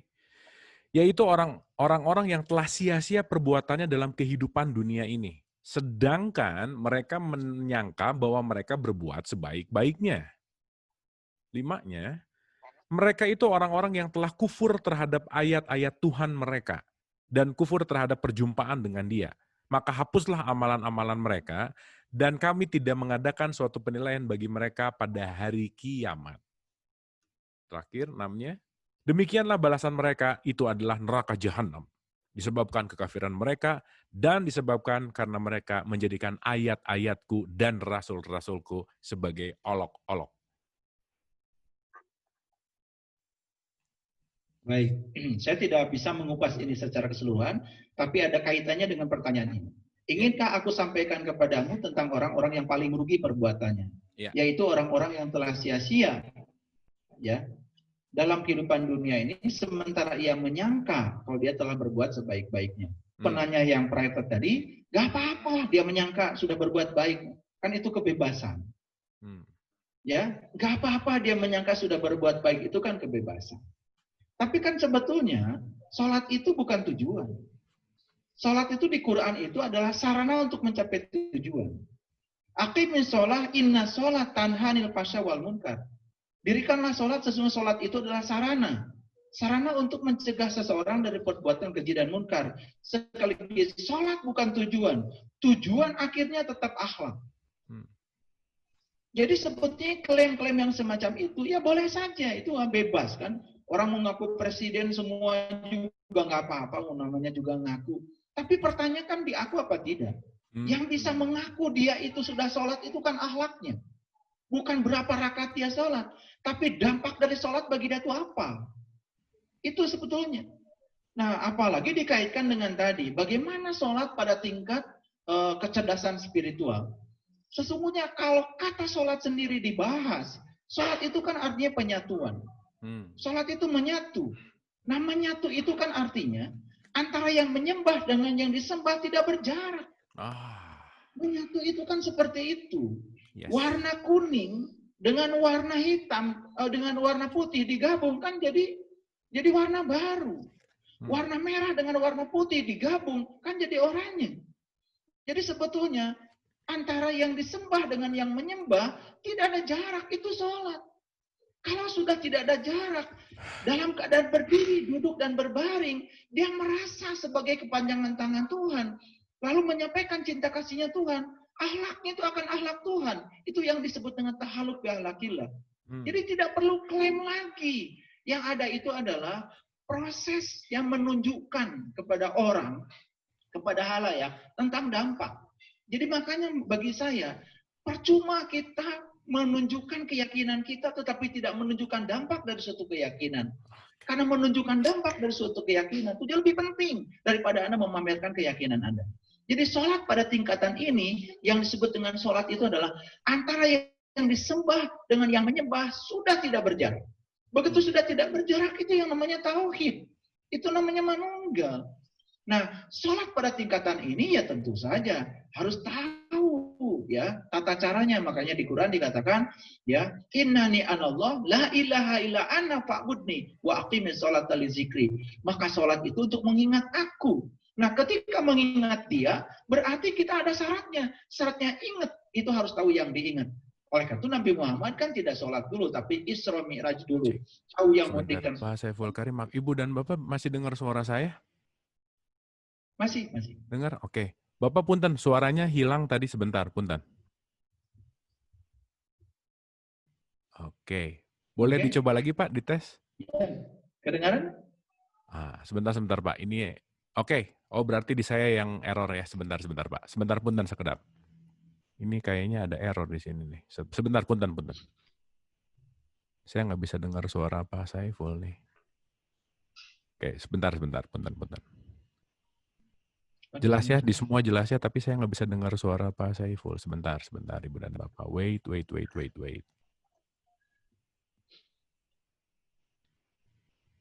Oke, Bapak maaf, mohon di-unmute lagi, sekali lagi. Cek. Baik, gimana sekarang? Wah, ini error nih di saya. Sebentar ya Ibu dan Bapak, maaf, ini di recordingnya error. Sebentar, maaf. Baik, jadi sholat itu dimensinya sangat luas. Bukan sekedar sholat yang ritus, yang diulang-ulang setiap waktu sholat.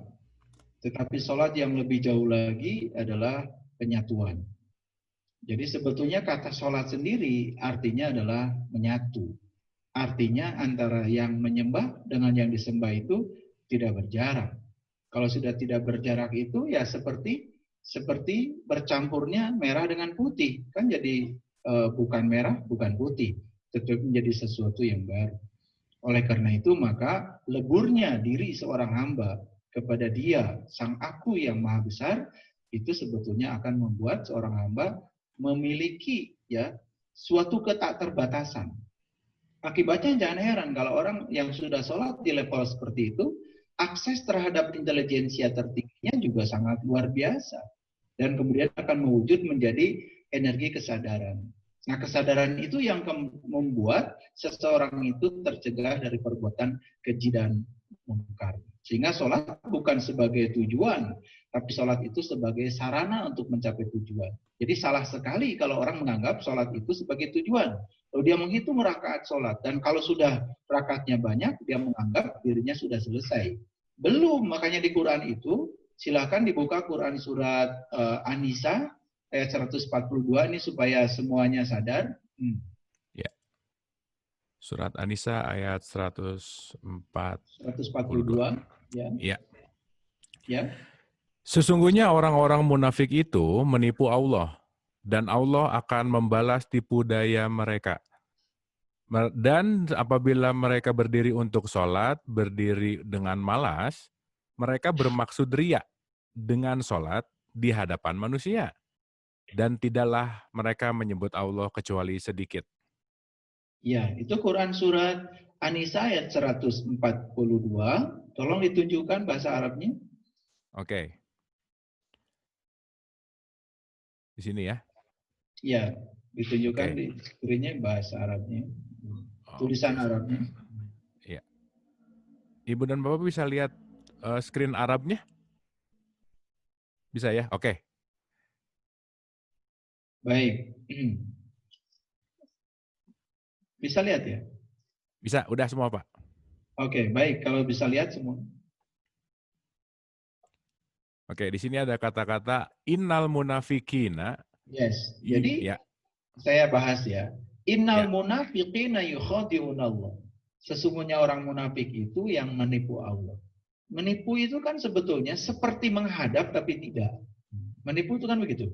Seperti menghadap tapi tidak. Secara fisik ya seperti menghadap, tapi sebenarnya secara batinnya kan tidak. Oleh itu maka sholat itu tidak bisa dilihat dari aspek fisik, harus dilihat dari aspek batin. Makanya Nabi mengatakan, "Shollu kama ra'aitumuni usolli." Bersolatlah kamu seperti mana kau lihat aku sholat. Nah, Nabi Muhammad ingin dilihat dari dua dimensi fisik dan dimensi batin. Dimensi fisik kita bisa niru sholatnya Nabi Muhammad secara kasat mata. Tapi dimensi batin kan tidak bisa, harus berguru kepada beliau. Ya sama seperti itu, makanya Nabi Muhammad sudah mewariskan ilmu sholat ini kepada para pewarisnya. Maka oleh karena itu, ya kalau kita tidak belajar, ya kita tidak akan pernah bisa ya melakukan proses penyatuan. Jadi tauhid itu bukan mengesahkan Tuhan, tapi tauhid itu menyatu dengan Tuhan. Ya, oleh karena itu maka sholat di kesadaran yang tinggi itu akan melahirkan kesadaran. Oleh karena itu maka saya mengajak kepada kita semua, ayo kita belajar sholat di level ini. Ya, makanya di dalam Al-Quran ada kata-kata, ya, sholatlah kamu di makom Ibrahim. Ya, makom Ibrahim musola. Sholatlah kamu di makom Ibrahim. Jadi sholat itu harus di makom Ibrahim. Bukan di tempat. Makom itu level. Jadi kita disuruh sholat di levelnya Ibrahim. Bagaimana cara Ibrahim sholat? Kan Nabi Ibrahim itu sebelum sholat, beliau melakukan proses pencarian dulu tentang jati dirinya. Setelah tahu siapa dirinya, ya setelah tahu siapa Tuhannya, baru beliau melakukan proses penyembahan. Seperti itu ya yang dilakukan.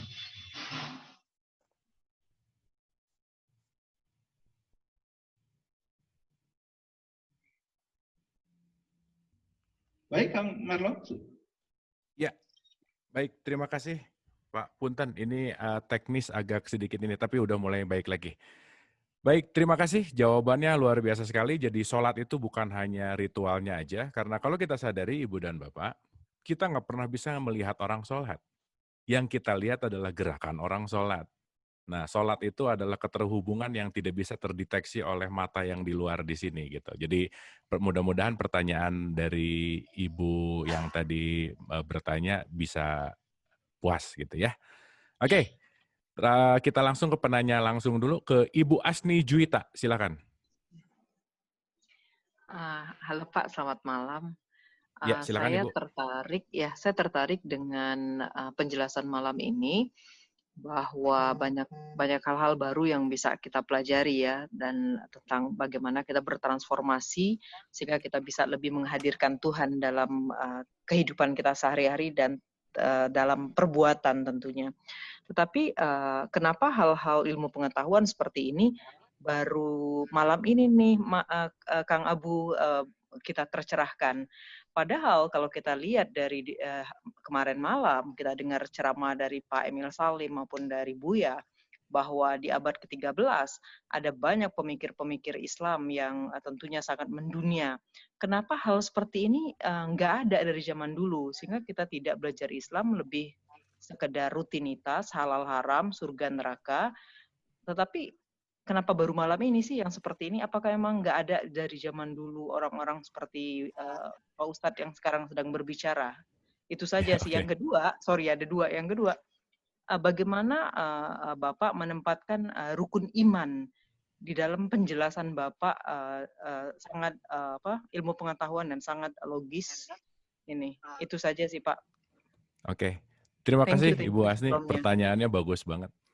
Jadi memang kenapa baru hari ini, karena Dialog Positif juga baru 67 episode. Oke. Bapak silakan, mungkin ini berbicara tentang kenapa kesadaran yang baru dibuka atau baru gamblang atau baru terbuka tuh baru hari ini. Yang kedua, bagaimana pandangan rukun iman menurut logik gitu. Silakan. Baik. Pemikir-pemikir Islam tentu saja dari zaman ke zaman selalu ada. Dan jangan heran ya, ketika para pemikir itu mencetuskan hal-hal baru, maka di zamannya sendiri kan sebetulnya sudah banyak sekali dihalang-halangi. Di zamannya sendiri ya, saya tidak akan menyebut silakan aja belajar sejarah lah.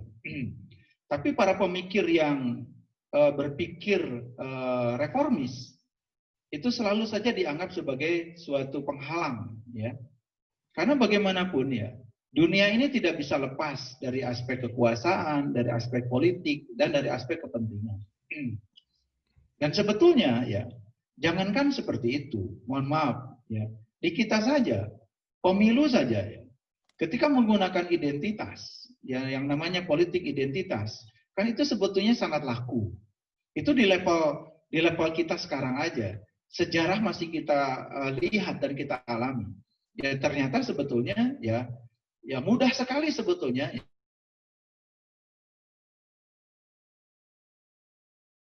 aspek-aspek spiritual itu dimanfaatkan untuk kepentingan kekuasaan, politik, ya kepentingan. Makanya ada yang namanya politik identitas. Tidak heran kalau seperti itu. Nah, sehingga hasil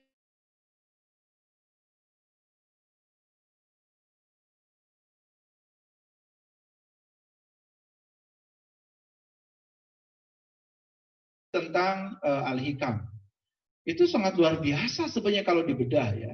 Itu cerita tentang pengalaman-pengalaman spiritual beliau. Masih ada Ihya Ulumuddin. Ihya Ulumuddin itu kan sebetulnya ingin memandang agama yang bersifat materi itu menjadi agama yang bertransformasi menjadi energi. Agama yang mati itu menjadi agama yang hidup. Agama yang tidak mempertanyakan itu menjadi agama yang mempertanyakan. Itu masih ada sekarang.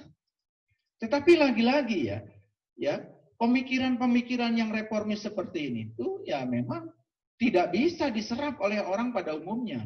Hanya bisa diserap oleh orang-orang yang berkebutuhan khusus. Itu orang-orang yang memang kesadarannya sudah meningkat. Jadi yang saya sampaikan malam ini itu bukan hal baru, bukan pemikiran baru. Seperti Quran surat An-Nisa ayat 142 tadi yang dibacakan oleh Kang Abu, kan sebetulnya itu sudah ada 1.500 tahun yang lalu. Di situ dikatakan sesungguhnya orang munafik itu orang yang sholat, tapi sholatnya itu satu, ya. Dia itu malas. Yang kedua, dia itu ria. Yang ketiga, sholatnya tidak bisa mengingat Tuhan. Itu dijelaskan secara gamblang di situ. Cuman persoalannya, kita sendiri kadang-kadang diliputi oleh ketidakjujuran untuk bisa ya menerima kebenaran itu secara utuh dengan pikiran jernih yang terbuka. Lalu kita kalau sudah melakukan rutinitas yang tadi dipertanyakan seakan-akan kita sudah selesai. Itu persoalan yang pertama. Jadi sebetulnya pemikiran-pemikiran itu sampai sekarang masih ada. Saya tidak pernah berpikir baru, ya. Saya cuma mengembangkan kecerdasan berdasarkan inspirasi yang sudah dipikirkan oleh para pendahulu kita di zamannya. Jadi seperti di Indonesia ada pemikiran para sunan, para wali, itu sebetulnya sampai sekarang bekas-bekasnya masih ada dan bisa dipelajari. Ya, saya juga tidak tahu kenapa kemudian kita abai terhadap yang seperti ini. Nah, itu yang dipertanyakan oleh Ibu Asni tadi. Jadi sebetulnya pemikiran yang saya sampaikan ini bukanlah pemikiran baru, ya. Cuman kadang-kadang pemikiran yang seperti ini baru kita dengar pada saat kesadaran kita butuh, ya. Itu yang sebetulnya resonansi. Makanya ketika orang ya butuh belajar lebih, maka Tuhan itu semesta ini akan menyediakan guru-guru yang sesuai dengan kebutuhan kita di tingkat kesadaran itu. Tapi ketika kita belum sampai di kesadaran itu, yang dihadirkan kepada kita juga ya yang biasa. Orang butuhnya belajar ngaji, hanya sebatas ngaji Quran biasa, ngaji bahasa Arabnya misalkan, ya akan dihadirkan guru yang di level itu. Tapi ketika dia ingin lebih tinggi lagi, semesta ini sangat luar biasa, sangat mengerti segala kebutuhan yang yang menjadi kebutuhan kita. Jadi itu sebetulnya. Yang kedua, bagaimana pandangan tentang rukun iman? Rukun iman itu sebetulnya keren ya, kalau kita mau memahaminya. Maaf ya, kalau saya memandang rukun iman itu ya seperti ini, ya. Jadi kalau kita belajar ya, belajar itu kadang-kadang bisa dari kiri ke kanan, bisa juga dari kanan ke kiri. Sekali lagi, saya bukan mau membalik-balikan. Contoh yang sederhana, rukun iman yang pertama apa? Kan iman kepada Allah. Yang kedua iman kepada malaikat. Yang ketiga iman kepada kitab. Yang keempat iman pada Rasul. Yang kelima iman kepada hari kiamat ya. Yang keenam itu iman kepada qada dan qadar. Nah, ini kan sebetulnya ya, kita harus elaborasi lebih jauh. Kalau saya memahami seperti ini, itu sebagai satu kesatuan rukun iman itu. Ya. Karena takdir Tuhan, jadi saya mulai dari yang keenam, memahaminya. Rukun iman itu dari awal, ya, tapi saya memahami dari yang keenam. Karena takdir Tuhan, karena qada dan qadarnya, malam ini kita bisa bertemu. Itu qada dan qadar. Karena frekuensi kita, kebutuhan kita sudah di level ini. Karena kita malam ini dipertemukan, lalu kesadaran kita bangkit. Nah, bangkitnya kesadaran bagi saya itu adalah kiamat. Jadi kiamat itu yang selama ini dipersepsi sebagai hancurnya alam semesta, saya juga tidak mengerti. Karena di Quran itu tidak ada cerita itu. Qiyam itu bahasa Arab artinya bangkit. Hari kiamat itu hari kebangkitan. Hari kebangkitan yang dibutuhkan oleh kita sekarang. Kita bangkit. Kita mau jadi apa? Kita mau jadi siapa? Kesadaran kita mau seperti ini, bangkitkan sekarang. Itu bagi saya hari kiamat. Dan malam ini yang mendengarkan kata-kata saya, kemudian bangkit kesadarannya, ya alhamdulillah itu sudah 2 rukun iman dipenuhi. Nah, hari kebangkitan ini, berita tentang hari kebangkitan ini banyak sekali di Quran. Dari mana? Dari para rasul. Para rasul dari mana? Dari kitab. Kitab dari mana? Dari malaikat. Malaikat dari Allah. Sehingga rukun iman itu menjadi satu kesatuan yang sangat ilmiah, terstruktur. Lalu kita bisa sampai kepada Allah melewati rukun iman. Jadi bukan sekedar dihafal rukun iman itu. Tapi rukun iman itu adalah suatu metodologi bagaimana kita sampai kepada keyakinan kepada Allah. Dan keyakinan kepada Allah itu tidak bisa dipaksakan. Bagaimana kita tidak bisa mengalami, harus yakin. Jadi itu ya pandangan saya tentang rukun iman. Silakan Kang Agus. Baik, Ibu dan Bapak, rasanya gamblang sekali ya jawaban-jawabannya. Jadi kalau tadi ada pertanyaan kenapa baru seperti ini, ya memang segala sesuatu akan dipertemukan dengan waktunya juga gitu. Dan balik lagi kita juga kadang-kadang nggak bisa, bukan kadang-kadang ya, kita tidak bisa memaksa, kita juga tidak bisa memburu-buru karena pada akhirnya kesadaran itu akan datang sesuai dengan waktu yang paling tepat. Nah, mungkin itu. Oke, Ibu dan Bapak, boleh tepuk tangan dulu buat Bapak Saiful Karim, luar biasa ya malam hari ini. Jadi pertanyaan Ibu Asni Juwita tadi sekaligus menjadi pertanyaan terakhir. Luar biasa, Pak Saiful Karim, hatur nuhun, seperti biasa, mind-blowing dan mencerahkan. Baik, Pak Saiful Karim, mungkin final statement untuk episode yang ke-7 ini, silakan. Jangan berhenti memberi makan pikiran dengan pikiran-pikiran yang positif. Karena dengan memberi makanan pikiran dengan pikiran-pikiran yang positif, optimisme, percayalah, maka kehebatan-kehebatan akan mulai menghadiri dan membanjiri kita. Semua potensi-potensi positif di semesta akan membanjiri kita. Oleh karena itu, pesan saya satu, berhenti mengkhawatirkan sesuatu yang tidak bisa kita kendalikan. Karena itu bukan ranah kita. Maka marilah kita fokuskan energi kita untuk menciptakan apa yang bisa kita ciptakan. Tidak usah memikirkan besok, tidak usah memikirkan kiamat yang hancurnya alam semesta. Bagaimana hari ini kita bangkit. Bagaimana hari ini kita dalam hidup ini bisa berubah. Bagaimana kesadaran kita meningkat. Di sini, saat ini, sekarang. Terima kasih. Luar biasa Ibu dan Bapak, boleh tepuk tangan, wah mantap sekali gitu ya. Jadi message-nya adalah nggak perlu terlalu pusing memikirkan sesuatu yang kita tidak bisa kendalikan. Karena sekali lagi, kita semua adalah tamu semesta, kita adalah visitor di sini untuk belajar dan untuk make impact. Sadarilah bahwa kita adalah tamu, jangan pernah merasa bahwa kita memiliki dan kita adalah tuan rumahnya. Terima kasih. Wabillahi taufiq wal hidayah. Assalamualaikum warahmatullahi wabarakatuh.